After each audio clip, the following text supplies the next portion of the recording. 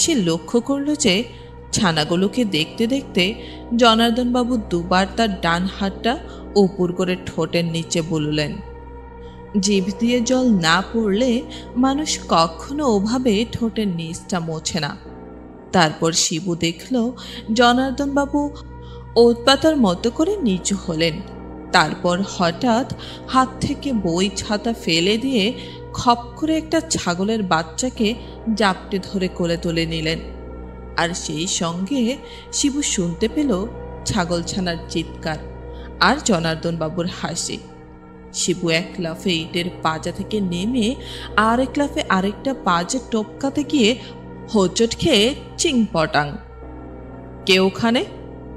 কোনো মতে নিজেকে সামলে নিয়ে উঠতে গিয়ে শিবু দেখে জনার্দনবাবু হাত থেকে ছাগল নামিয়ে তার দিকে এগিয়ে আসছেন। কে? শিবরাম? চোট পেয়েছ নাকি? ওখানে কি করছিলে? শিবু কথা বলতে গিয়ে দেখল তার গলা শুকিয়ে গেছে।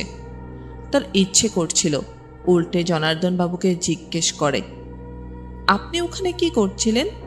আপনার কোলে ছাগল কেন? আপনার জিভে জল কেন?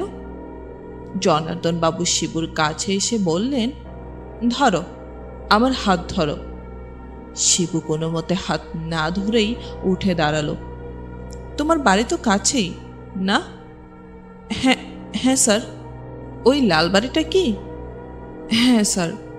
ও, আমি চাই স্যার। ও কি রক্ত নাকি?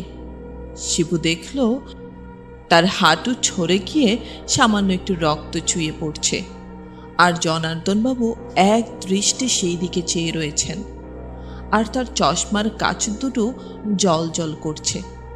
আমি যাই স্যার।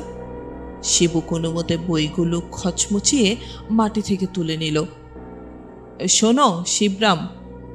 জনার্দনবাবু এগিয়ে এসে শিবুর পিঠে একটা হাত রাখলেন। শিবুর বুকে কে যেন দুর্মুষ পিটতে লাগলো। তোমাকে একা পেয়ে ভালোই হয়েছে। একটা কথা তোমায় জিজ্ঞেস করব ভাবছিলাম। তোমার অঙ্কের ব্যাপারে কোনো অসুবিধা হচ্ছে কি? আজ এত সহজ অঙ্ক ভুল হলো কেন? যদি কোনো অসুবিধা হয় তো ছুটির পর আমার বাড়ি এসো না, আমি তোমায় দেখিয়ে দেবক্ষণ।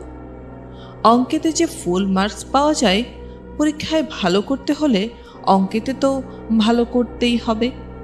তুমি আসবে আমার বাড়ি?